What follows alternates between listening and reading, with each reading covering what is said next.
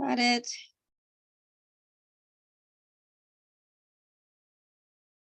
Slow.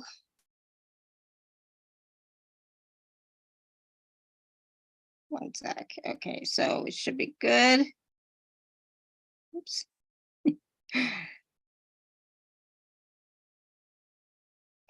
Just we have to do one copy paste and then we are good to go.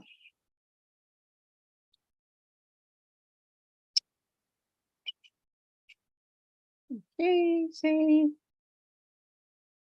All right, so we can now record here.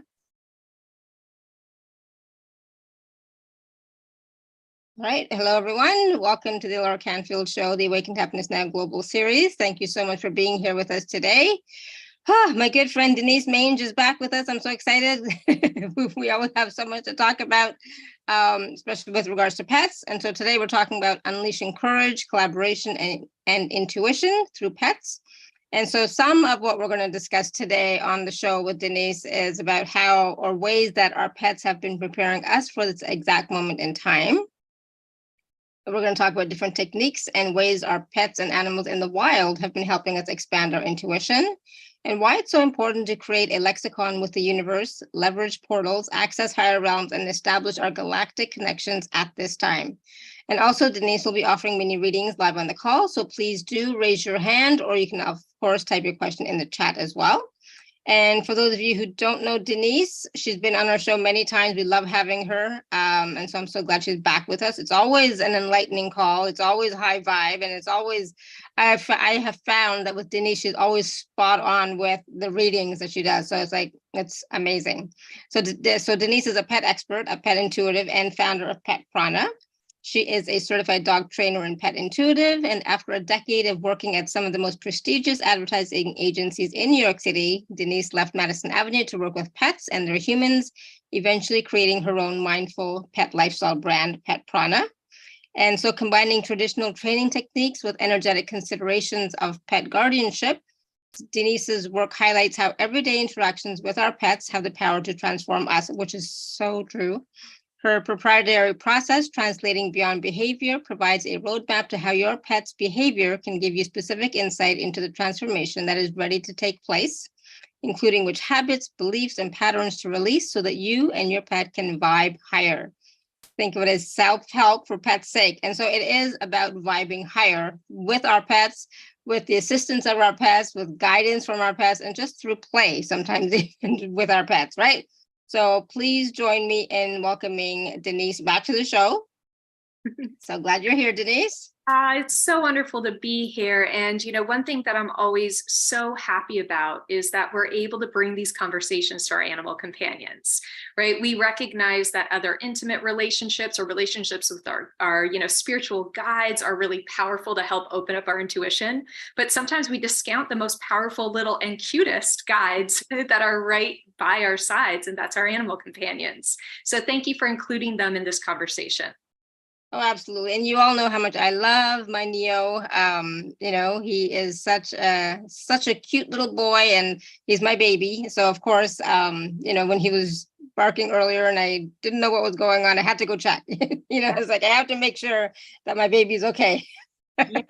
And, that's one of those things that our animal companions help us with. Like, what a beautiful boundary to set, right? What a beautiful display of putting yourself first, putting your animal companions first, regardless of what's going on or what obligations might be tugging at you.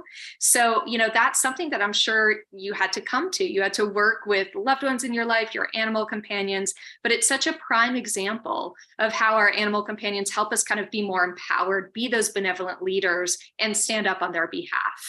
Absolutely. Can you imagine if, he was continuing to bark, how could I focus? How could I be fully present here on the show? I couldn't, right? I would be like always looking up and listening to like what's going on, right? So it is about boundaries, but it's also about, respect, right? Respect and honoring. So if he's barking like crazy, there's something going on, right? So he needs some, he might need some assistance or something, right?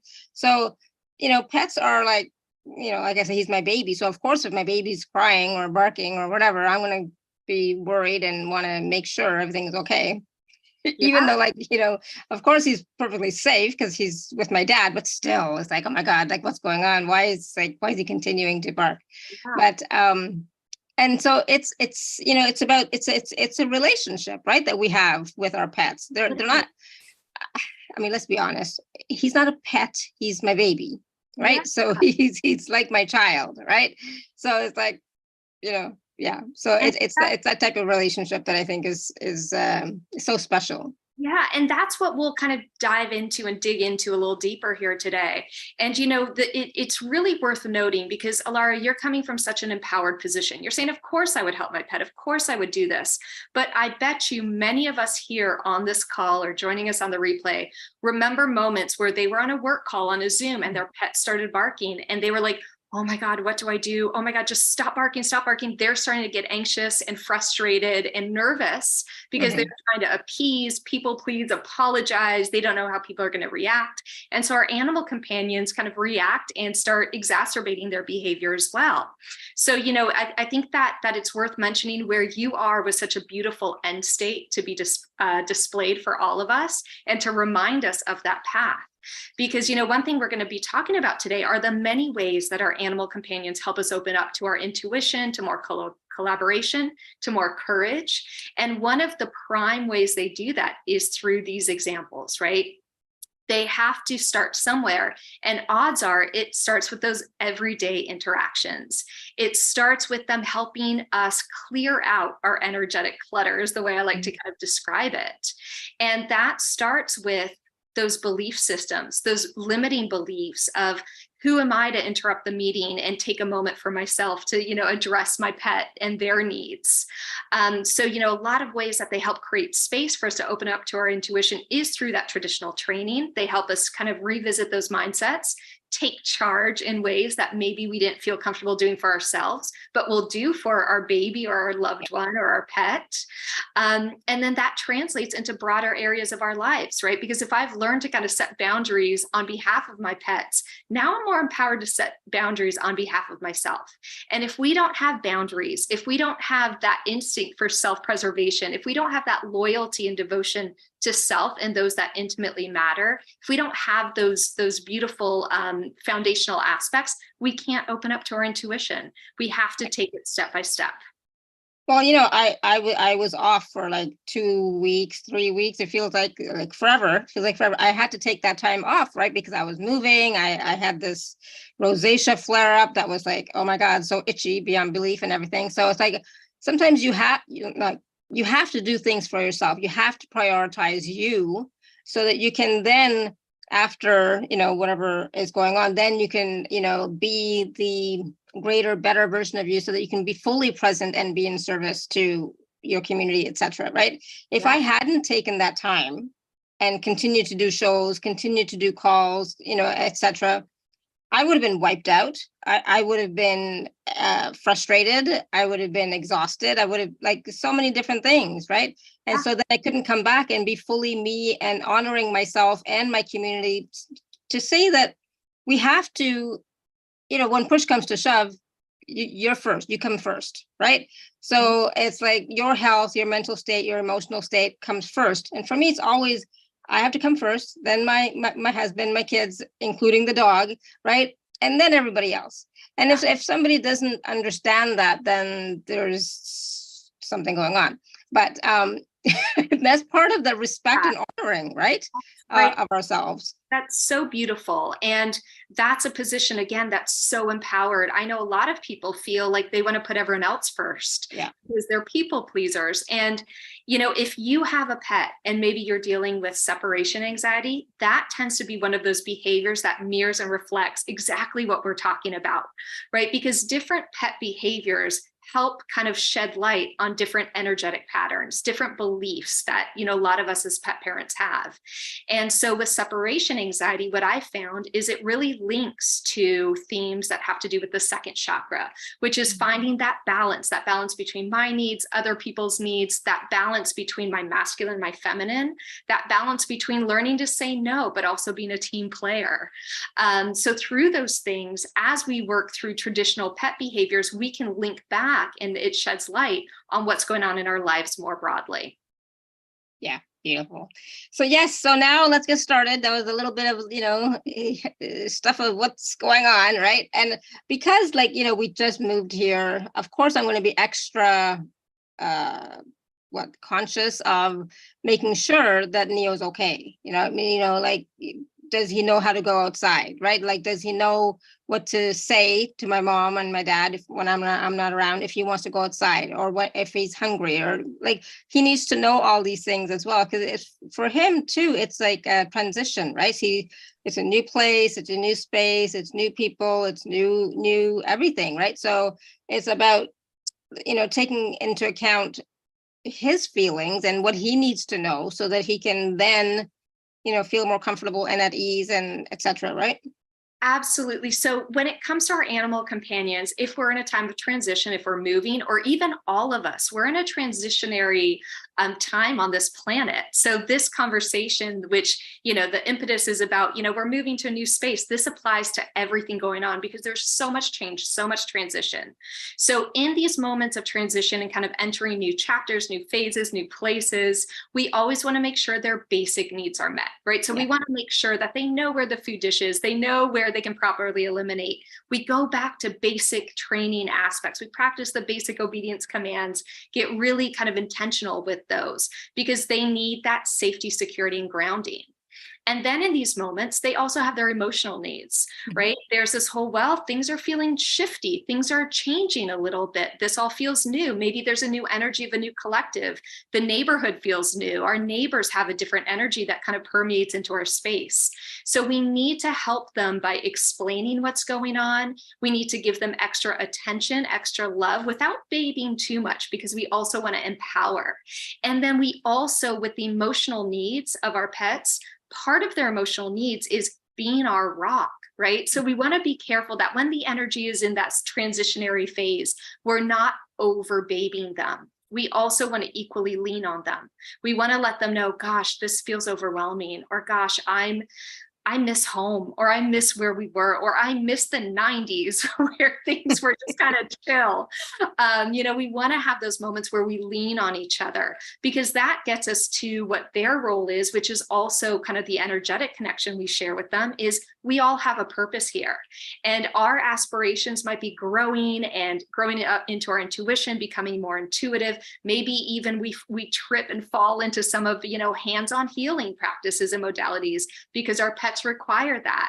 But our animal companions, just like us, also have spiritual aspirations. They're here to help us fulfill our own, to kind of be guides, to step into new roles of being our emotional support animals, of anchoring in new energy. So as we allow them these multi-layered roles in our lives, they become more confident and we expand as well. Beautiful. And that's the thing, we don't always think about those roles that they're playing for us, right? The energetic bonds, the energetic relationships, but they're also holding space for us as we are holding space for them, aren't we? Absolutely. And even beyond, one thing that I love about our animal companions is they anchor in higher vibrations for us. So whereas maybe in our space, in our bodies, we're not able to anchor in that high level of vibration, it's not an energetic match yet for us, our animal companions can hold that within their energy, their aura, their bodies, so that our energy can calibrate to it until we're ready to kind of vibrate at that same level. And so beyond, teaching us to be good, benevolent leaders, teaching us to, set those boundaries, teaching us to put ourselves first, they help us open up to our intuition. And when we do, now they're like, great, let's travel to different realms together. Hey, let me teach you all about shape shifting into new energy and being intentional about your shape shifting and doing it situationally. When you need to call in energy of a lion, this is how you do it. And eventually they hold a lot of the galactic energy for us. So many cosmic cultures are beckoning us to connect with them right now. And one powerful way we're able to do it is through pets and animals in the wild. So our pets are always a step ahead, although they may feel really like fun and playful and there's that babyish aspect to it, they are always steps ahead, guiding us along our path of evolution and transformation.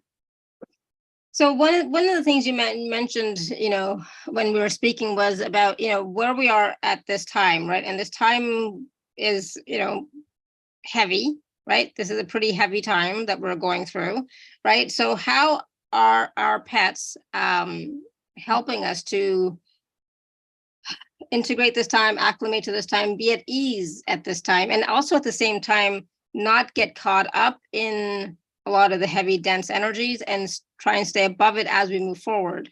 Yeah, absolutely. So there's a lot of ways that they're supporting us. And part of it is that reminder to go back to basics in our relationships with them. The reason why this whole topic came up is I did a reading with someone, and they might even be on the call. I never quite remember, like readings for me seem like a little bit of a hazy dream. But I did a reading with a pet parent and their pet, and what was coming through is the animal companion was resting a lot more and sleeping a lot more. And what that pet showed me was the same way we as humans talk about grid workers and people who are able to hold the latitude and longitude energetic lines around the earth. The animals were doing this. And this was in the thick of, the announcement of what was going on in the Middle East. I was like, oh my goodness, I forgot our animal companions do this for us. And it wasn't animals in the wild that they showed, it was animal companions as well.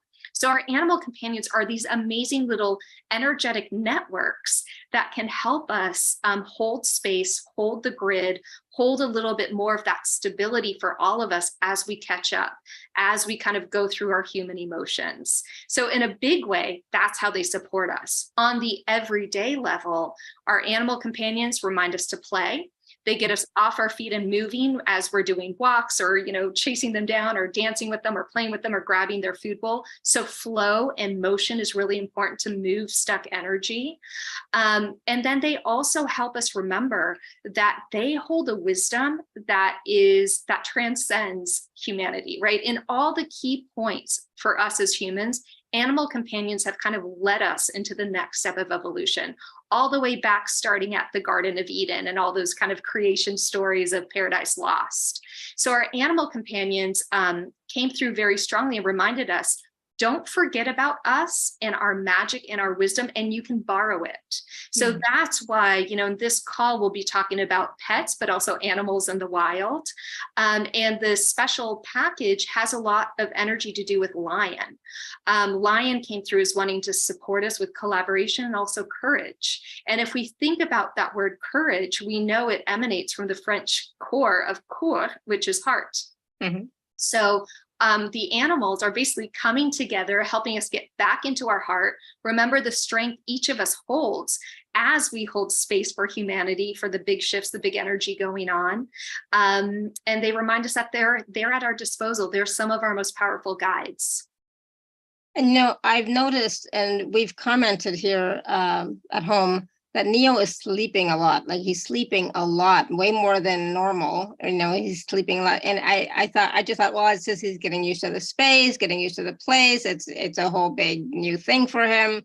But it is also perhaps more than that, like you were saying, right? Yeah, all of it, right? I mean, of course, they have their physical needs, their physiological needs. And when you're in new space, you get a lot of mental stimulation. Yeah. So dogs have to rest in order to kind of acclimate to it. But absolutely, when there's big energy, and I think so many pet parents here might even experience this, when there's big energy like this, our animal companions pick up on it. Yeah. When there's strife in the world, tumult, they pick up on this. And some of our animal companions are even so sensitive that, every time there's a new moon or a full moon, they'll have accidents or they act out. And you're like, oh, got it. It's the lunar phases. Mm-hmm. So our animal companions are a lot more tapped in and a lot more sensitive to the energy of the collective. And odds are we are too. We might just not kind of put two and two together. Yeah, absolutely. We don't always think about it that way. I know I don't. I just think of Neo as my little baby. That's it. He's my little fur baby, and I don't. It's hard for me to think beyond that. And so the important thing about that is that's a really powerful role that our animal companions play in these kind of transitional times. Because if I have someone that I can devote myself to and caretake and kind of be present for, now I feel like I have a semblance of control and, power within what's going on in our world. And, we talked about, I kind of joked about like, oh, I wish we all could go back to the 90s where, things were chill.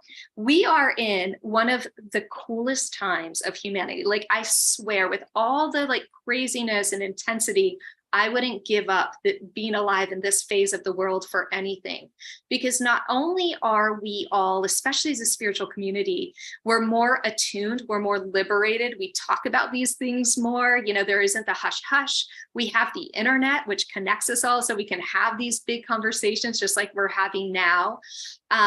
But also we are entering a really big step for humanity. Not only are we connected as global citizens here on Earth, maybe our grandparents weren't as connected to, the world as we are here today. Like today, if we have Amazon, I mean, we wake up and we use products from all over the world.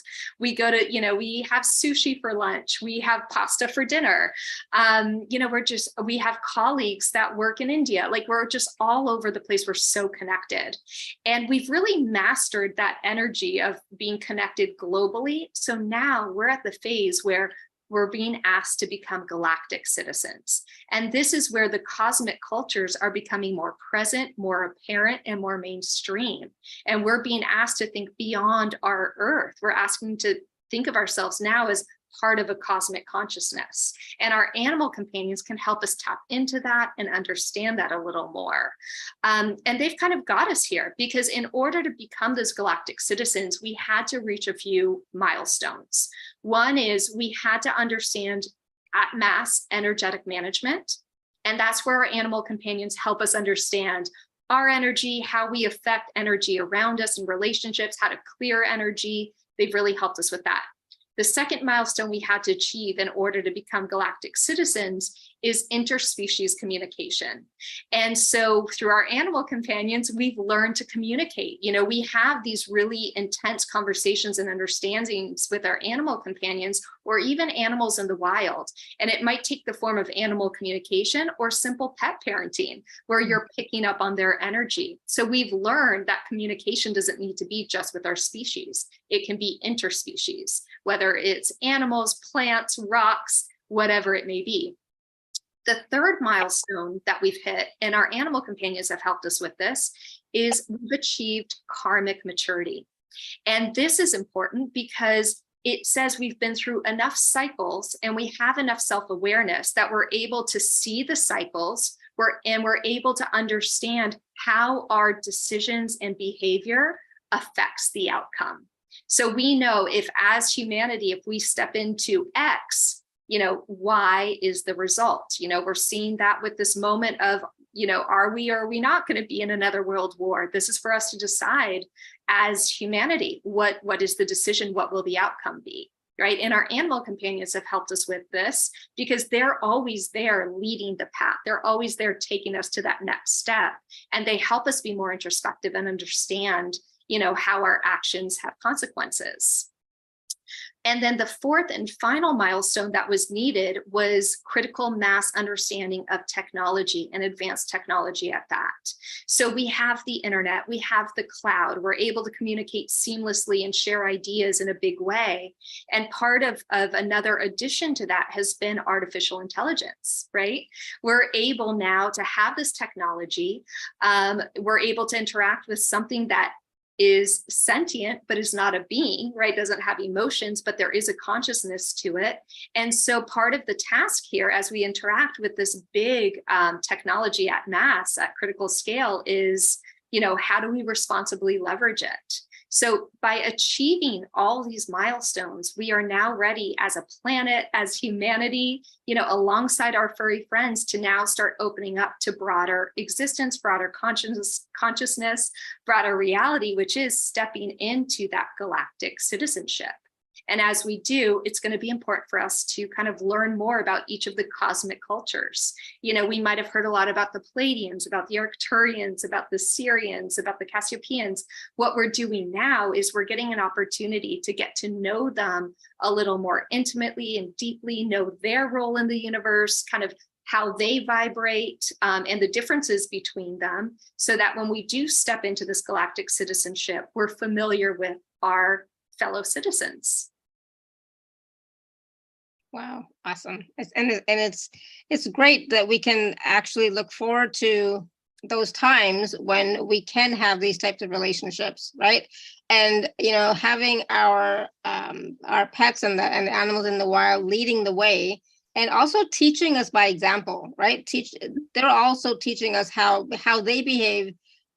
Sometimes teaches us how perhaps we should be behaving, like modeling, right? And so part of, one of the things I wanted to talk about today was about the intuition, about the collaboration with our pets, whether they're in our homes, whether they've passed, whether they're in the wild, but how can we more easily work with them to increase our intuition, to raise our vibration, to have that communication with them and with the galactics. I love that. So that's such a good question, because that was the whole reason for kind of going back to basics of connecting with animals. If we want to connect with Pleiadians, with Arcturians, with Sirians, we need to go back and really connect with our pets and the animals that are present in this world. Because the beautiful part of that is energetic resonance applies, right? If we want to connect into the energy of the Arcturians, then for us, the most helpful and familiar way to do that is by connecting in with the energy of horse or rooster, right? Because those are the same energetic fingerprints or footprints as the Arcturian energy. So as we open up to our intuition, as we dig deeper into animal symbolism, the cultural significance that we've held for each of the animals, we're actually getting to know a vibration that has echoes into the galactic expanse. So by opening up our intuition, collaborating with our pets, with animals in the wild, we're actually expanding our horizons in powerful and amazing ways. Awesome. I love it. So we have lots of people with their hands raised, just so you know, and as well as questions in the chat. Do you want to take some questions and then we'll continue having our wonderful conversation at the same time? That would be great. That would be fantastic. Yeah. All right. So we're going to start off with Linda. Linda, you want to unmute yourself? Yes. Yes. Got it. Hi. Hi. Hi, Denise. I have a question. My daughter has a different dog. Sorry. We have a puppy at home, and this puppy is barking like all the time, and we want to know why the little puppy is so fearful. Bark, bark, bark. So Linda, so beautiful. And what's the puppy's name? Does it have a name? Axel. Daxel? Axel. A-X-E-L. Axel Rose. I love it. Okay, so talk about the 80s and the 90s. So a couple things that Axel brings through. One is, I love that his name is Axel, because he's talking about the foundational aspects of communication. So what Axel is doing through the bark is inviting you to start interpreting what each bark means, which is such a beautiful way, because we started the conversation talking about that with Alara. What's his place? But I know there might be other people that need that in the winter time as well. Oops, sorry. So, yeah. She's got to mute me. Yeah. Yeah, it just can't be brought because you guys are too long. I don't care if you tell people outside. Sorry. That's okay. That's okay. So part of it is understanding what's the play bark, what's the defensive bark, what's the celebratory bark. All of the invitation that Axel is bringing you is understand the basis of communication. Because what Axel is saying is like, yes, some of it is defensive, but some of it is frustration. Like, you guys, listen to what I'm saying, interpret what I'm saying. You understand this at your core, translate the message. So through Axel's kind of vocalization, he's inviting you guys to understand your powers of communication and animal symbolism. And so if anyone in the house feels like, okay, translating feels really intense, I need a point of reference, ask Axel or ask the universe, or just kind of state and set the intention that as he barks, a visual will come into your mind about what it is that he needs. And it might be the visual of a panda. It might be the visual of a kangaroo. It might be the visual of a rooster. It might be a different kind of visual. And then you get to go deeper into that animal symbolism to understand and translate what it is he's trying to say. And for me, by the way, with animal communication, a lot of times they bring their messages through little snippets from films or movies or books. And that's how I quickly kind of understand the gist of the situation. So ask that, you know, Axel, as he's barking, also brings in a secondary hint to help translate. Okay, hopefully that helps. Linda, you're muted, by the way, still. I wasn't sure. Well, you have to unmute if you want to say anything. All right, I'm sure she's fine. Okay. All right, we're gonna go. Layla wrote a question in the chat. Oh, and Layla, I got her hand raised. Layla, you want to ask about the mosquitoes? Yeah, sure. There's so many mosquitoes in my city, and they've been here for the last few years, and it's unbearable to be outside. We can't visit with each other or hang out, and I'm just wondering what their message is. Yeah. Oh my goodness. I can relate to that. Snakes and mosquitoes. No, thank you. No interest in those two animals. So the mosquitoes, what's coming through is the, okay. So let me see how they want me to say this. So it's the us versus them energy that comes up with the mosquitoes. Even though they're incredibly small, they have a huge impact about our decisions and how we want to move forward with our day, right? We're not going to say yes to an outdoor dinner, you know, engagement with our friends because mosquitoes. How about the mosquitoes, right?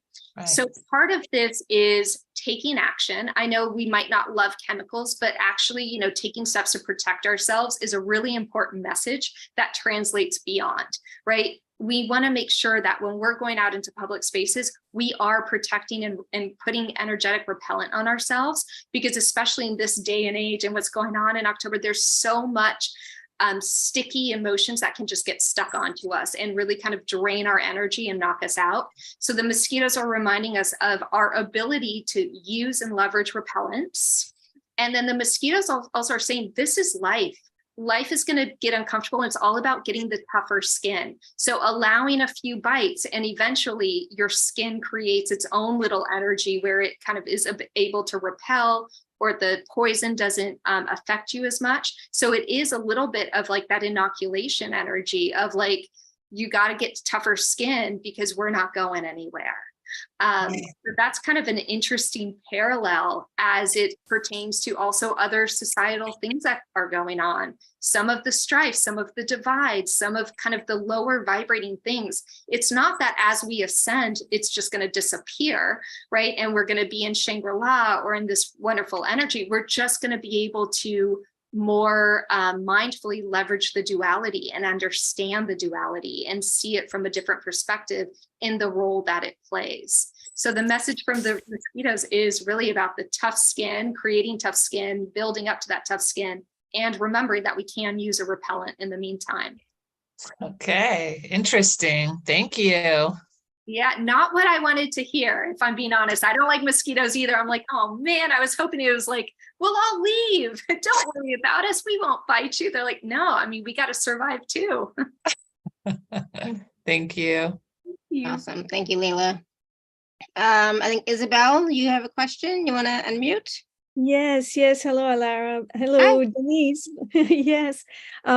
Recently, in the past certainly good 2 weeks, my 2-year-old Labrador, Lutra, that you've heard about before, she's waking us up every 2 hours during the night, which is something that's new. She's never been a good sleeper, but we've been over that period, but now I'm trying to understand what's behind that attitude. For her, it's the anxiety of everything going on. When it's quiet, when it's those quiet moments, and she picks up, so like it's like the radio is turned on full volume of all the other people who are sleepless, worrying about the state of the world. What's going to happen? What's going to happen to my kids? Are my kids going to have enough? Is this truly going to happen? What, like the uncertainty. So she hears it like a radio on full volume. So Okay. what could help for l'autre is, of course, you know, consoling and comforting her. But even if you have like a, you know, they call them the thunder wrap, like those anxiety wraps, or something to just help, just like a baby we would swaddle. She needs that extra swaddling, and then put on some white noise if you can, whether it's Reiki music in the background, but she's being woken up quite literally by the thoughts and the anxious feelings of other sleepless people. Remind her also she does not need to take that on, that the humans will figure this out. Thank you, but we've got your back, little one. And then just from, you know, traditional training standpoint, tire her out, play an extra game of fetch, an extra game with like mental stimulation, having a puzzle toy at night. Like we want to do that a little bit before sleep just to help really tire her out. But she's picking up on all those sleepless moments, which they're so sweet. They're so sensitive. I just, we are so blessed to have pets walking alongside us in this time. Oh, it makes sense because she's such a high energy, and it helps me to know that it's her hypersensitivity in that sense. That's not just the physical aspect. Oh, thank you very much. That helps me support her in that. And thank you for sharing that, because I think if I've had a lot of pet parents say my pet's extra anxious or my pet's acting differently. And I'm sure there are pet parents here who maybe their pets have been a little bit more sleepless, or even humans. I know I was sleepless my schedule was off, and I woke up in like terror, you know, just like feeling the terror. And I'm like, this isn't mine. So that's such a beautiful reminder for all of us. You know, we all can apply those principles to ourselves and our pets. So thank you for sharing that. Thank you so much. Awesome. Thank you, Isabel. And then Chris has a question in the chat. Chris says, my dog Sam crossed over 45 years ago. He was my rock and I miss him dearly. Is he still with me and guiding me? Oh my goodness, I love that. So Sam is such a powerful name. It's the energy of 6, right? But it's made up of 11. The SNA is the 1 and 1, and then M is the 4. So it's that 11 and 4 side by side. 11 is the energetic connection, connected in the energy, connected telepathically. When I see 11 in pets, it often means this wasn't your first rodeo together. You've been together in past lives. And 4 is the heart. It's the foundation of the heart. So Sam is absolutely with you.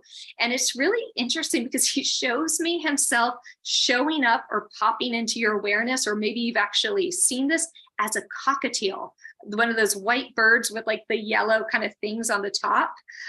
So he pops in every so often. And given that he's giving me the cockatiel energy, I would say 1, look up the animal symbolism of that. 2, if you have any reference to the cockatiel, you know, kind of parlay that into the messages. And 3, it sounds like clairaudience, or he's very vocal. So listen for messages from him, listen for messages for him in songs, or just kind of words coming into your mind. And one of the big ways that we know our animal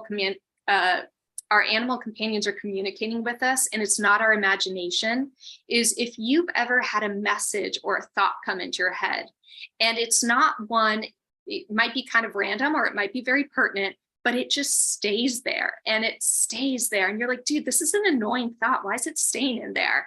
That is a communication. Whereas if you have a fleeting thought and it's gone the very next second, that's probably just your imagination or impression that came through. But if it sticks, we know that's communication from the energy, the other side, our animals. So kind of play with that. It sounds like Sam's here helping you open to your communication a bit more deeply, but he's absolutely with you. Awesome. Thank you. So let us know how that resonates with you, Chris. Jeanette, do you have a question for Denise? Hi there. Hi. There. Yeah, I have a dog named Bixby, and he's been diagnosed with lupus, which I thought was really interesting, them labeling your pet with an autoimmune condition. We've done a lot of experiment with antibiotics and steroids and that sort of thing, and not making much progress. So I'm just curious if you have thoughts on how we can support his health. Ah, Bixby, what a sweet energy. And thank you for being a pet parent who, is in with this journey, right? Because when our pets have, a physical ailment, all of a sudden we're in it, we're doctors, we're nurses, we dive deep, right? We know all about that. So the first thing I'll preface is I'm not a medical intuitive. I don't have medical training. So definitely trust your instinct and work with the vets. But the thing that came through most strongly with lupus for me was the impression of inflammation, how inflammation kind of triggers a lot of that. So for Bixby, what I would say is, do whatever traditional course, you're doing for his body, but then add in, if you haven't, the element of coolness. And so that's going to be using a lot of blues and purples around his energy. So if you have blue crystals, amethyst crystals, put those up around the house. If he has a little dog bed, let's put like a cool color, like a blue or a purple little kind of blanket on there. And then even doing cold compress around his, it's interesting, he's showing me like here, like, how'd you say, like it's like not the armpit of the dog, but not the chest. It's like off to the side where it meets, the chest meets the paw or the leg. And then here and here, cold compress. Okay. Don't know, there might be lymph nodes there or something, but that's what he's kind of bringing me to. But also you trusting your breath, right? Doing breath work with him where you're breathing in hot air, but breathing out cool air. Anything that kind of brings that sense of cool to help with the inflammation is going to be powerful. And then whenever I'm looking at issues, it's interesting because lupus tends to, I would tend to associate more with the first chakra, but what he's bringing me into is that third chakra. So for you, any themes that associate with the third chakra, where are we searching for empowerment? Where are we maybe not putting out creative projects that we want to because we're scared of how they'll be received? Those kind, and counteracting the fire and the passion with coolness to find the balance. Finding that balance is going to be really important, and bringing in the cool energy for our sweet Bixby is what he's showing. Love it. That's a great take. Yeah. Yes, I get that you're not medical, so I appreciate just these kind of additives to help him. Yeah, and I think that's so cool, right? Because we most of us treat ourselves, body, mind, spirit, right? Body, mind, energy. And so you've got the body part handled with, the professionals. And so let's talk about the energy and the spiritual. So he brought in those added layers. And oh my goodness, thank you for being such a wonderful pet parent to him and caring for him and helping him through this. One thing I will also just add into the mix is, as pet parents, when our animal companions aren't well, we tend to now hover, right? And we're like, oh gosh, how are they feeling today? Are they doing okay? Are they all right? And it goes moment to moment. We're like, oh my God, how about now? Oh, you seem tired. You seem like you're sleeping a little more. Remember that our animal companions, they don't have the same expectations or management that we have with their bodies. So if they wake up and they're feeling fine, great. If they aren't feeling great, they're going to sleep, but they don't have that expectation or anticipation of like, oh God, is the pain going to come back? Or my energy level is going to disappear. So we don't have to hold that concern for them. They take it moment by moment. And what I've found and animals have shared with me is if any time, and this isn't the case with Bixby, this is kind of more general, but if any time pain gets too intense, they're able to step out of their bodies and then step right back in. They don't have the same attachment to their physical that we do as humans, where we're like, oh God, my skin looks different, or this or that, or, so they have a different relationship with their physical embodiment that they're able to use to manage throughout disease as well. Great. Good info. Thank you so much. I appreciate your time. Absolutely. Awesome. Thank you for sharing, and big hugs to Bixby. Thank you, Jeanette. Thank you. There's a question from Angela in the chat. She says, my dog Nala is so hyperactive and untrainable. What is the story here? Oh my goodness, sweet Nala. So there's a few things. One, her name starts with a, okay, so her name starts with a 5. 5 is the energy of the freedom-loving adventurer. So she wants to run around. She wants to explore everything. She wants to smell everything. She's really curious, right? So her hyperactivity stems not from this like, oh my God, there's a factory setting that is wrong. It stems from this passion and curiosity for a sense of adventure and life and all the new facets. She just loves this world so deeply that she just wants to experience all of it. The other thing is her overall name vibrates at a 10/1, and that's the independent individual energy. So she is a self-starter. She's intrepid. She's an explorer. She's an adventurer. She always wants to be the first one to try something. So between the adventure energy and that kind of confidence that that 1 energy gives, she just wants to put herself out there. She wants to experience it all. And I would say, odds are you probably have, either you have an aspect of that as well, or you need to bring a little bit more of that into your life. So with that kind of hyperactive energy, let's leverage that and all these insights in our training. Let's give her kind of new commands that we can teach her, so that there's always something new that we're working on together. When you are working and teaching her a new behavior, don't use the same treats. Get a bag of various treats and it becomes almost like a trail mix so that the treat is different every time. So what we want to do with Sweet Nala is funnel this energy into productive ways, but also leverage those instincts so that when we're training with her, living with her, collaborating with her, we're honoring it. So if you tend to go on walks and always go down the same direction, flip it on its head. We want a different route every time. Adventures, where can you guys go to new places together, whether it's a Home Depot or a bye-bye baby, you know, or a park with kids versus a big hike up a mountain. It's all about variety for that sweet one. Awesome. And, you know, I don't know what species Nala is. I don't know if you mentioned it, but Tibetan Spaniels, Tibis, are not trainable. They're also very stubborn, but yeah, he's pretty good, but you know, he's stubborn. He has his own personality and he, you know, doesn't want to listen when he doesn't want to listen. It's so funny. I love that, right? I mean, I can relate on Aries. My whole life, I've been told you are so stubborn. And it's not that I'm stubborn. I know what I want, right? That's like a slight different way. And I know what's right for me in the moment. And so when we're working with our animal companions, it's all going to be about mindset shifts, right? We're going to walk away from words like naughty or stubborn or misbehaving or hyperactive. We're going to take the positive spin on it. My pet knows exactly what he needs in each moment. So man alive, that's helpful for me because I can just kind of follow his lead. Or, you know what, let me learn how to make this into more of an exciting kind of proposition for him. And when we learn these techniques to kind of bring people along for the ride, now we can be more impactful and we can be more significant leaders in our lives, you know, because I'm sure we also meet a lot of people, a lot of humans in our lives who are, you know, set in their ways or they have an idea of what they want to do.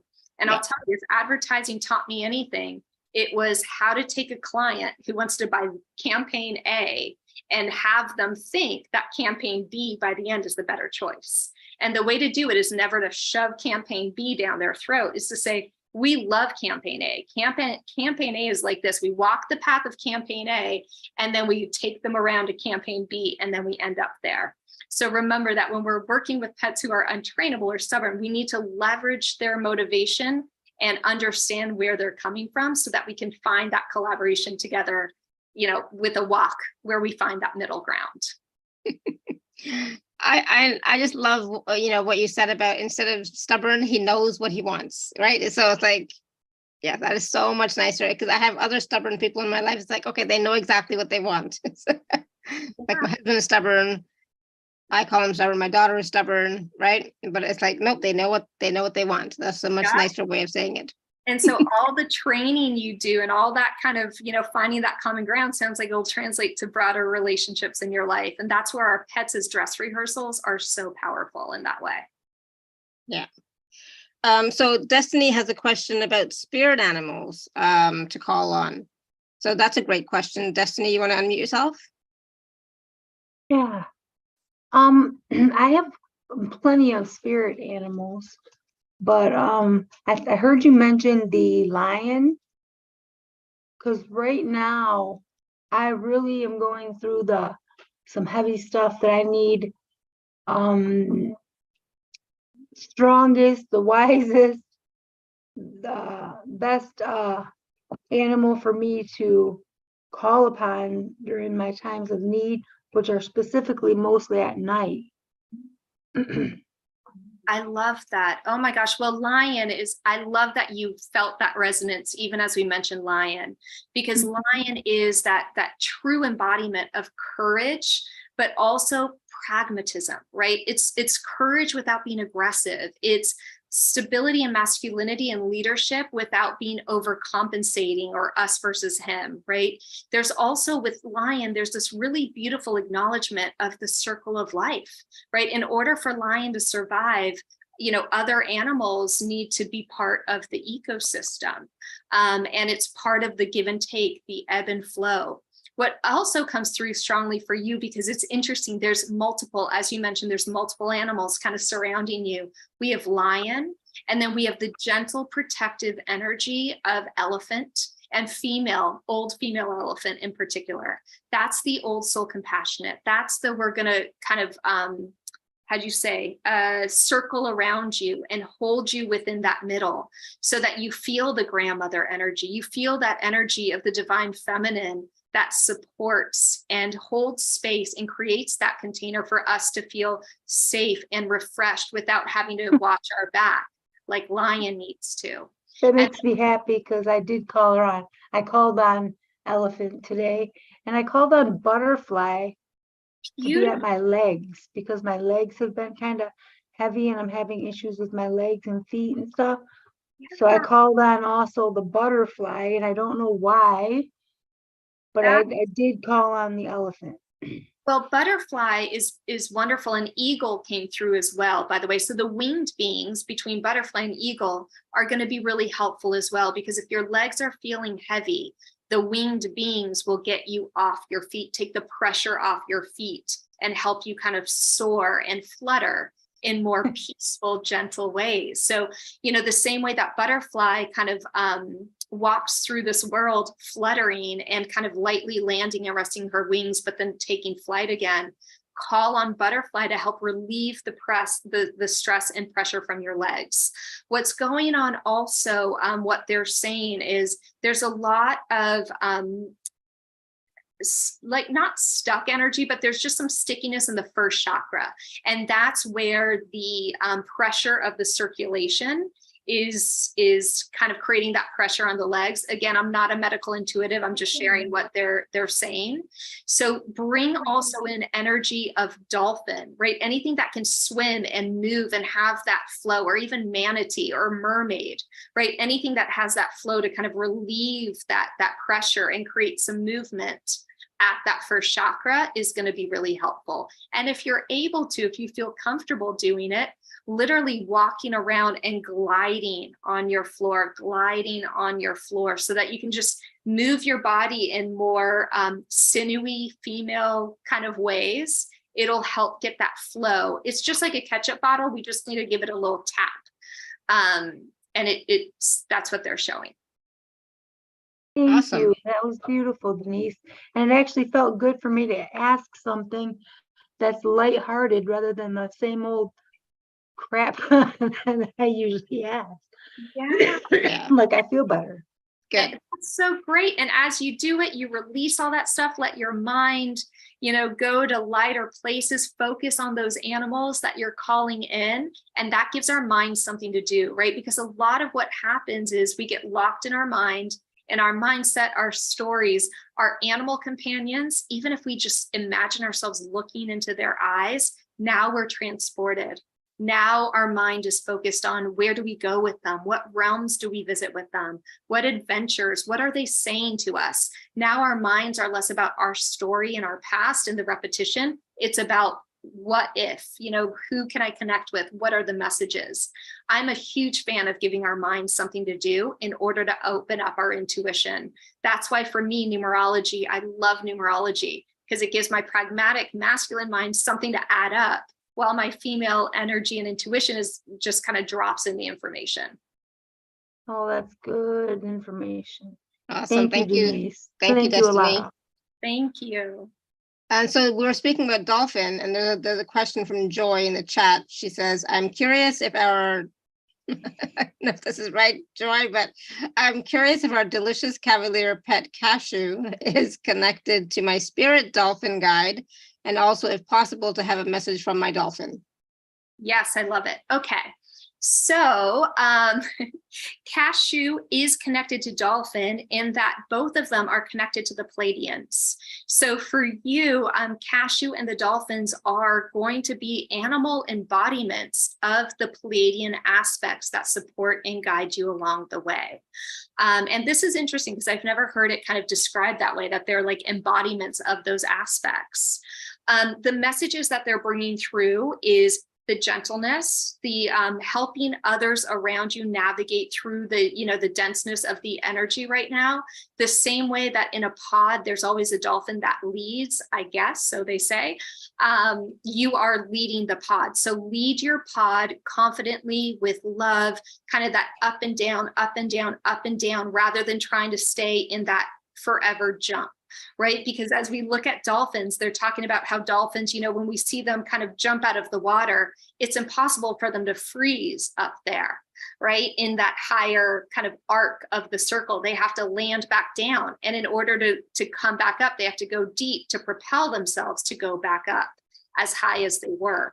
So for the Pleiadians and the dolphin and Cashew, this is that reminder that it's going to be impossible to keep your pack and your pod at that high level. You guys are going to have to go down and up, down and up. And the down isn't scary for you. So it's kind of modeling that for the others who are swimming alongside you, that the downs are just a dip so that we can go back higher. The downs are just a dip. It's the reminder and validation that you don't see the dips as dark or heavy. It's just part of the cycle. Awesome. Thank you. So Joy, let us know how that resonates with you. Okay. And we're going to go to Lori. Lori, you had a question for Denise?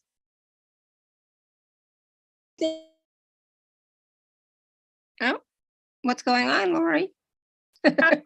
You froze up. That happens to me all the time. I hit a little dead zone. You're frozen, I think. Oh, there you are. I think you're back. Okay. So this is my guy right here, my Vito. Oh, so cute. And he's very old. And he tries to talk to me every single day. He really does. He uses as much vocal without barking as he can. Mm-hmm. And he does get his point across quite often, but before he passes, he's way past the age of an American bull. And I'm not going to do very well when he does pass. But if there's anything that you get, I'm going to put his face on again that he might want me to know. I would really appreciate it. What's his name? You said it's Vito? Yeah, he's Vito. Oh, you handsome guy. Well, I love that we get to see him. He is so cute. He's so powerful and he's so proud. Oh my goodness. He is proud. I love that. So the thing that Vito was sharing, and this is so fascinating, you might or might not have this as a point of reference, but what he's bringing me is that notion of a white lighter. I don't know if you've ever seen the show Charmed, again from the 90s, with the three sisters who are kind of light workers. They have white lighters, and white lighters are part guardian angel, part like partners in the work that they're doing. And so Vito is saying he's your white lighter. And so part of this is when he does cross on the other side, two things are going to happen. One, he wants to acknowledge you guys are soulmates. And this is like unequivocal. And I know it's not romantic in the traditional way, but you guys are soulmates. So when he crosses over, he gets to be your white lighter, which means he's going to be illuminating where your help is needed. He's going to be directing you, and he's going to be watching over you to help get you out of any situations or do any healing energetic healing that you need on yourself coming out of whatever duty, call was required. So he is your white lighter. If you're able to watch on YouTube, like Charmed or whatever, go on it. It would be the equivalent of your Peru. He's Leo. Okay. So this love story, this soul partnership, and then the role that they play, where one can physically affect things on this earth and the other's more energetic. Okay. So yeah. You understand him. He's saying you understand clearly, the messages get through. So that's for him a non-event. He's like, of course we understand each other. We're soulmates. So for you, when he does cross over, you're going to have more of the impetus or inkling of like, oh gosh, I got to go help that animal. Or, you know what? I feel like I have to go work with this. Or, oh my gosh, someone's on my heart and mind. Let me call that person and make sure they're okay. More of that's going to come through. And that's him working with you side by side. So even when he's disembodied, he's never like, you guys are like this. Okay. Thank you so very much. Of course. Oh my gosh. Thank you for sharing him with us. Say bye. Say bye. Thank you. Thank you, Lori. Thank you, guys. Wow. All right, we're going to go to Pamela. Pamela, you want to unmute yourself? Because I know you wrote in the chat, but you're here, so go ahead. Yes, yes, I figured out how to raise my hand. Yes, we have 3-year-old Eloise. You met Lancelot here on the desk, but she continually seemed to be very food occupied, and we had adopted her when she was about a year old, and but she gets up on the dinner table and just persists, and I'll stand up to, we'll tell her no, and I'll stand up and she'll jump down, and after 3 tries, it's like I end up having to take her into the bedroom and lock her in there, and it's just like a nightly thing, trying to eat in peace. And she's a very busy little girl, always curious and stuff. And it's like she wants to be where we are. Yeah, absolutely. So basically, quite literally, Eloise wants a seat at the table, right? And so that's going to be the proverbial table. Yeah, it seems that way. She wants to be invited. She wants to be enlisted to give advice, to be part of the conversation. She feels like she has a lot to offer, but that she's treated like a kid, but she wants to be an adult, a partner. She brings more to the table. She's precocious is really what comes through, just like the little, character Eloise in that book, that child's book.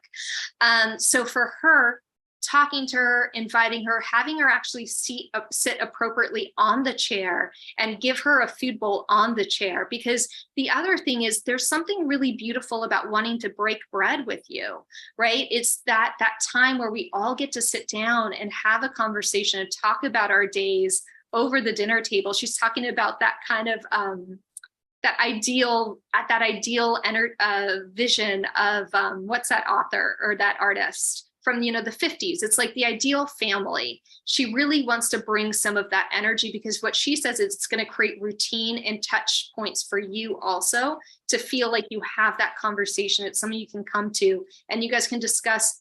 At the beginning, it's going to be just your day, but eventually it gets into bigger stuff as you guys build trust together. She wants a seat at the table. She wants to be a consigliere for you. She wants to be enlisted.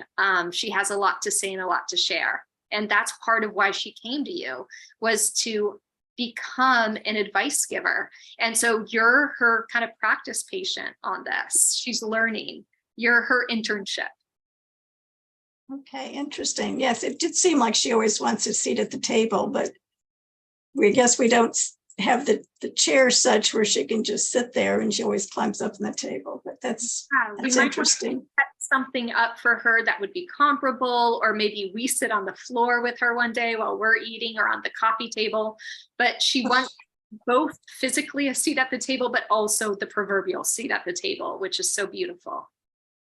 Okay, thank you. So interesting. What a pack. Awesome. Thank you, Pamela. Yeah, that is. Oh my goodness. Yeah, and they know what they want, right? They know what they want for sure. Yeah. Thank you, Pamela. All right, we have lots more questions in the chat, but I just want to take a moment and talk about was there anything else that we needed to talk about Denise? Because I know there's like, so much that we've already covered on the call. This is all part of it, right? And I love how taking the questions really kind of drives the points home about how our animal companions, support us in this time of transition and help us open up more intuitively and on so many other levels. Yeah, absolutely. It's been a wonderful conversation, so much wisdom coming through, and just, information about our pets and how really they're more than just a cute little baby Neo. There's just so much more to them than what we sometimes think, and how they are, contributing to us, communicating with us, collaborating with us, and and it's about how they are helping us on our journey and on our path, right? And I think the same way that so many of us feel this desire to know, what's my purpose here? I need a sense of purpose. What's my purpose and what's my spiritual job here? Our animal companions have that as well. They also crave a sense of purpose. So when we allow them to play these roles in our lives, when we listen to their messages, we're helping them feel like they're stepping into their purpose. And I think that's the most beautiful thing we can do for our animal companions, that they help us do as well. It's such a gift, and it gives both ways. Yeah, they are definitely family, Lori, for sure. So I just want to take a few moments and talk about the packages that we have to share with everyone today, and then we'll come back and we can probably take a few more questions because I think we'll have time. So let me just share my screen. One sec. Okay, perfect. Yeah, and you should be able to see my screen now. Perfect. So Denise has 3 packages, and so I'm going to let you run with it, Denise. Right. So package A, this is where Lion really came in and inspired us to have these conversations. And so it's funny, right? Because Lion usually we associate with Lionsgate, with the month of August, with the sun, but he came back this year to really help us get through the end of this year and all these transitional periods with, the conflict that's kind of erupting and how we perceive it. And also as we go into the new year. So this package A is going to be, it was compiled really to help us open up to our intuition with our pets and our animals in the wild. So if we go down, the first item is a PDF, and it's developing a lexicon with the universe through animal symbolism. So this is going to be about 25 pages, and the first, 4 pages or so are going to talk about how to, explore animal symbolism, what animal symbolism is, even the fact that, it's not only about just animals in the wild and what they're associated with, but also, different animals are associated with different seasons, different time frames, different moments in our lives. So kind of it's giving a little bit of a setup. And then we have about 20 different animal companions or animals in the wild where we have messages from them. And it's, wasp, it's butterfly, it's bear, it's mama bird, it's flamingo, it's chameleon. We have about 20 of those where I start sharing some of my associations with them. But on each page is a worksheet to help you kind of identify what your associations are with it. So this PDF is really designed to talk about, animal symbolism, how we can leverage it in our lives, but then empower you to have your own associations and start taking note of them, because that's how we open up to our intuition. My association with a horse might be very different than Alara's. So that's the PDF. The second item is another PDF that talks about journeying with pets. And it just gives us some kind of ground rules or some rules of thumb or rules of paw to help us make the most of each journey with our pets. And then there's a deep dive on some of the symbolism of lion, because lion's going to be accompanying us on a few different journeys, which gets us to item 3, which is connecting with your power animal. It's a guided meditation where Lion takes you into this beautiful cave, and you're able to connect and get a sense of what animal wants to connect with you and support you in that moment. So it's about 15 minutes, tip to tail with an opening.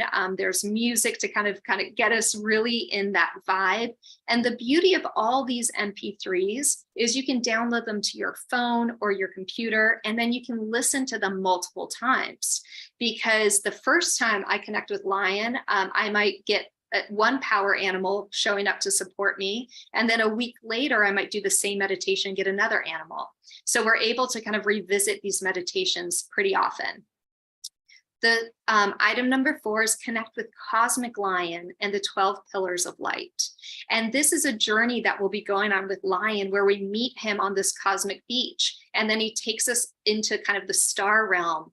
And we have all these pillars of light and these activations. And my understanding of it is that it serves as a parallel with our DNA strands. So it's kind of this cosmic upgrade, tapping into our multidimensional aspects with Lion supporting us.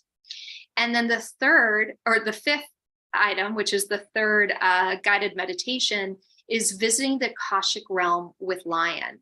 And this is where we go to the Akashic library, where Lion is sort of like the librarian or the keeper of that library. And we walk in and we're invited to rewrite our story. Whereas in the past with Akashic wisdom, a lot of times it's like, sure, you can pick up a book and read it. What Lion encourages us to do here is actually change and rewrite any aspects of the story that we want. So there's this element that not only are you invited and you're allowed in on the library, you're part of the authorship of your story. So these are 3 different ways that Lion supports us in these guided meditations. And then the bonus item is the invitation to join our private membership group for live Oracle card readings. And this is where the first Tuesday of the full week of each month, we get together and we pull live Oracle cards for the group, but then also we do mini readings for each of you. So this is, that's package A. And then going down, package B is everything in package A, plus a 30-minute intuitive reading with me one-on-one. You can do it with an existing pet, or if your pet has transitioned, or even if you don't have any pets, you're still able to do this intuitive reading session with me. You'll get a numerological assessment of your name and your pet's name, and you get a recording at the end so that you can kind of re-listen to it anytime you'd like. And then package C is everything in package A plus the private reading.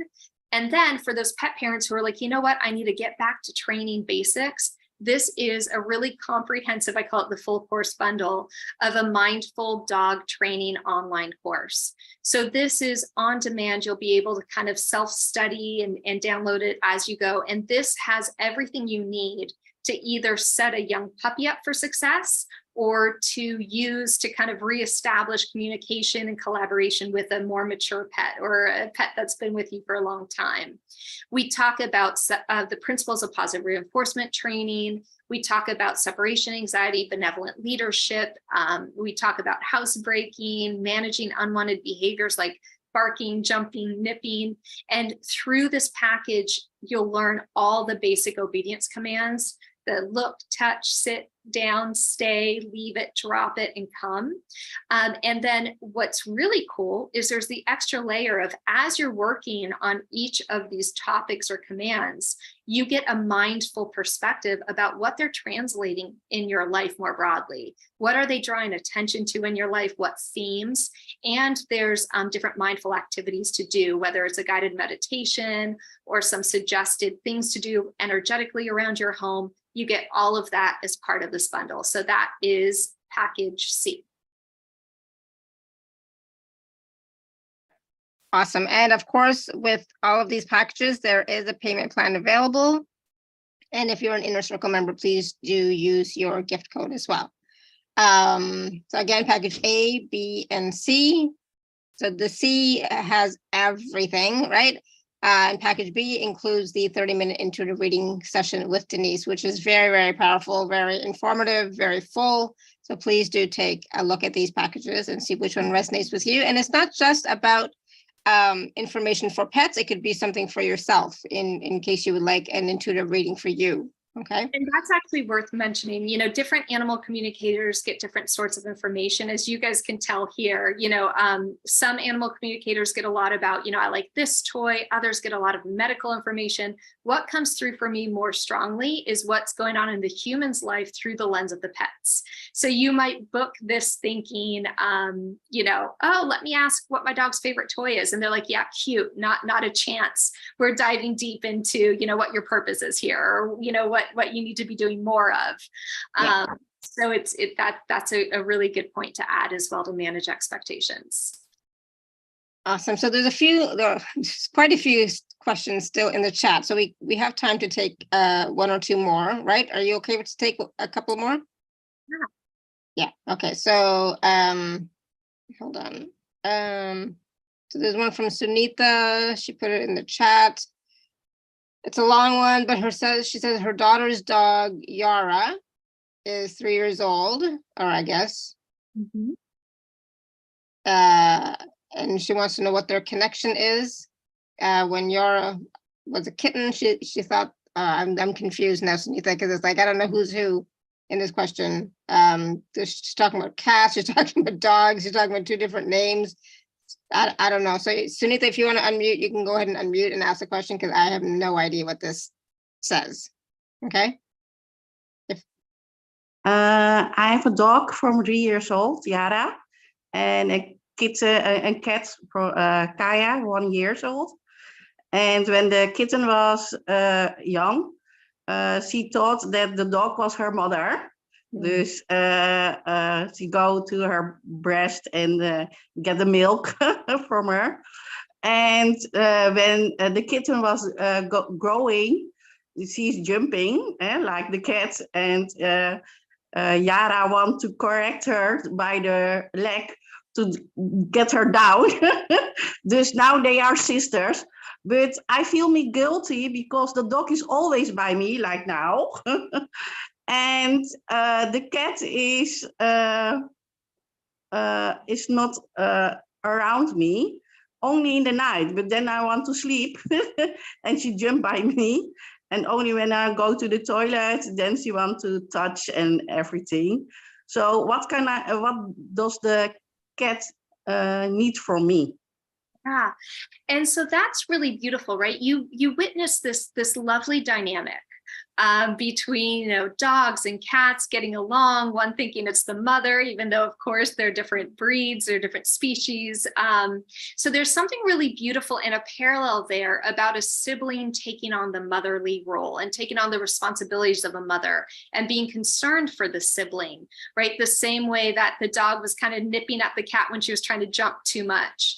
This is definitely some sort of a reflection of maybe you took care of a sibling in a motherly way, or there's some sort of that dynamic that is being echoed and mirrored back for you to observe now in a more neutral position to see what that's like.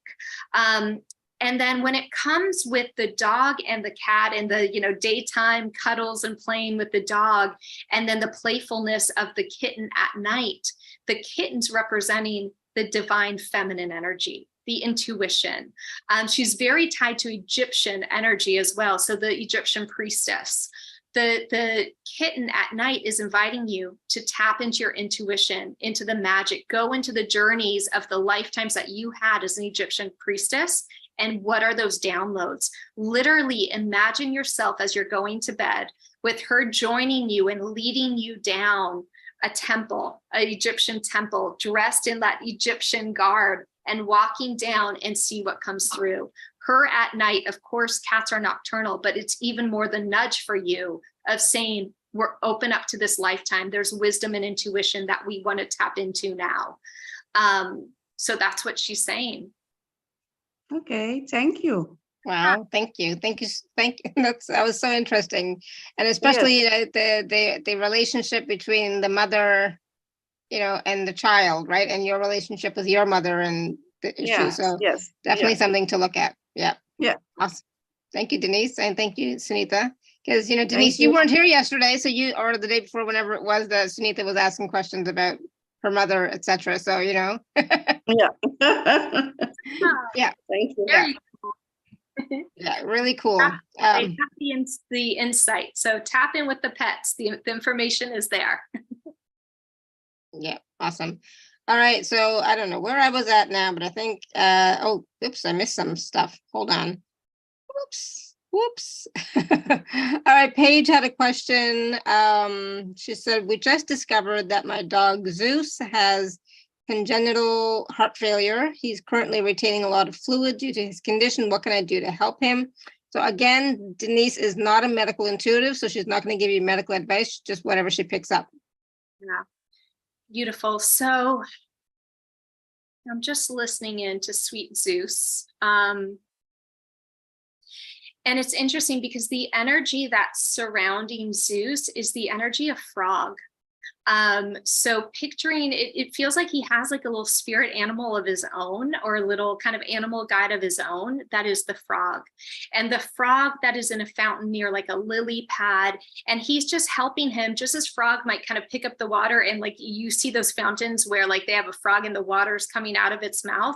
It's like this frog is helping him kind of release some of the water from the water retention and pass through. So there's something really powerful of the amphibian nature of frog and its ability to kind of process water in a different way, and how he's supporting Zeus in this moment. So part of the way that you can support Zeus, of course, as Alara says, trust your doctors, work with your doctors, trust your instinct, but honor frog, bring in the energy of frog, and ask frog to just do what he knows how to do best and help keep Zeus happy and comfortable and well, and just witness it. And then interestingly enough, they're even showing, like, you might even already have this, like a little fountain of water or the burbling of a fish tank, or even just going on YouTube and playing the noise of like water sounds, water and the movement of water through like a fountain, through frog.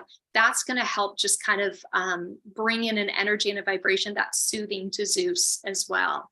So it's interesting how water comes through, not to remove it completely, but actually bring it in and invite it in. Moving water is part of the process.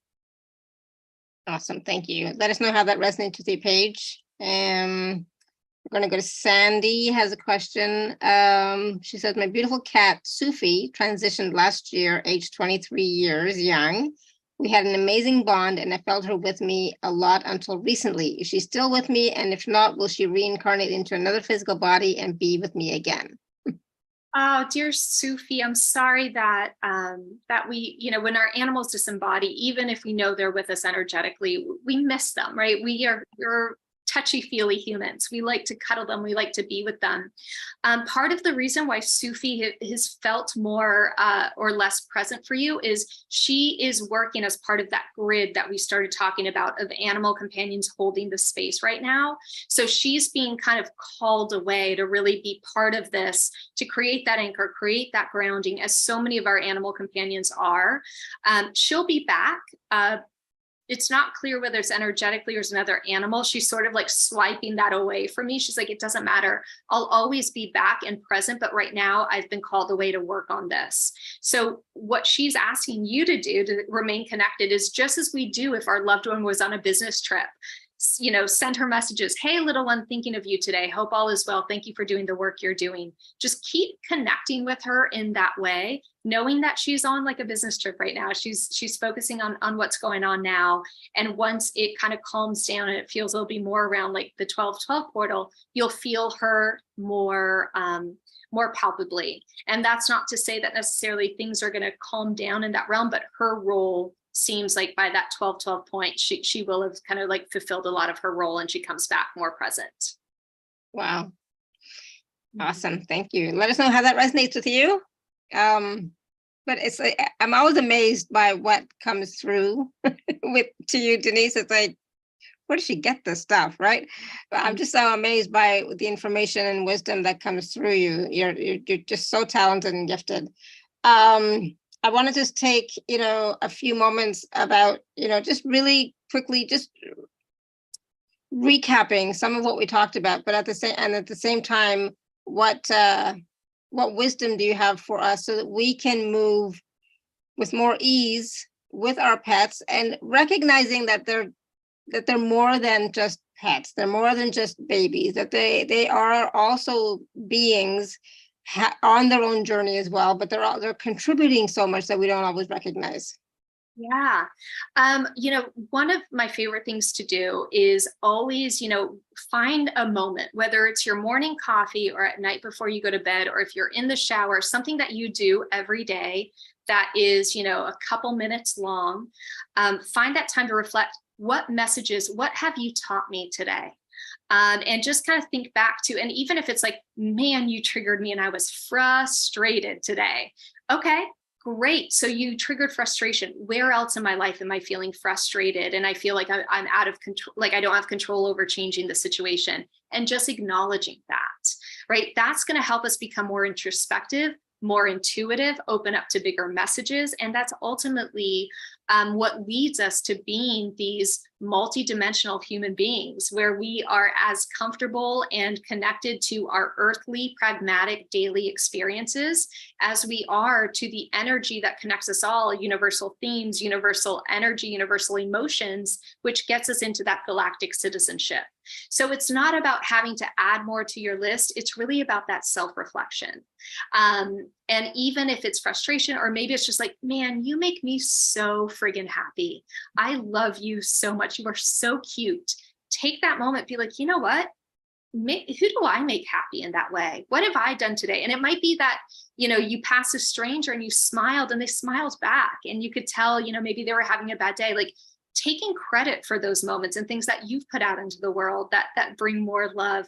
All these things are small, but really significant in the energy and ways that our animal companions want to show us you are powerful, you're successful, you are needed in this world because of this role you play. That's truly, if they had one wish in this world, is that we would see ourselves through their eyes.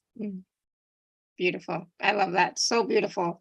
I mean, I just said, I find, you're so talented and so gifted, and your relationship with the pets and their wisdom is amazing.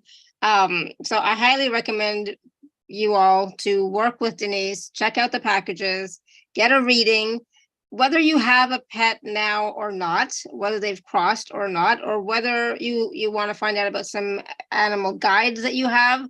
You can ask about that as well, or anything, actually, like so much information comes through. It's amazing. So please do take a look at the packages, work with Denise. And again, it is about honoring our relationship with our pets and recognizing that they are partners with us on our journey. And they are also having their own journey as well. And yeah, I'm so grateful that I get to play with Neo and have him in my life and cuddle with him, sometimes forced cuddles, but it's still, I know. I like to cuddle with him. He doesn't like to cuddle, but I like it. And he, lets me cuddle him for a minute. We all know that. Parents, we would hug them all day if we could. I love that. Exactly. Yeah. And what's amazing is that when we came last week, my God, he loved my parents right away. He was like, totally at ease with them and had like so excited to see them. And I mean, it was like, obviously he heard their voices when I used to talk with them on WhatsApp, but still it was so nice that he felt comfortable with them right away. So it was a good sign. It was a good sign. Yeah. So yeah, it's all good. So thank you everybody for your questions. I know we didn't get to everyone. I apologize, but there are so many questions. When you all come on, y'all have so many questions for Denise, which is wonderful. So we always have to bring Denise back on again so that she can answer more of your questions. But of course, until then, please do work with her so that you can get your answers. You can get your questions answered sooner, right? So thank you so much, everyone. We'll be back tomorrow at 11 a.m. Eastern. So I hope you will join us tomorrow at 11 a.m. Eastern. Okay. So thank you so much, Denise. Like always, I love it. I just love our conversations. Thank you. Thank you. Thank you. Thank you all. Mwah. And again, everyone, much love and blessings. Until next time, may you continue to be blessed with an abundance of joy, peace, love, happiness, prosperity, and radiant health. Please go hug your pets. Sending them all love and blessings too. All right. Bye for now.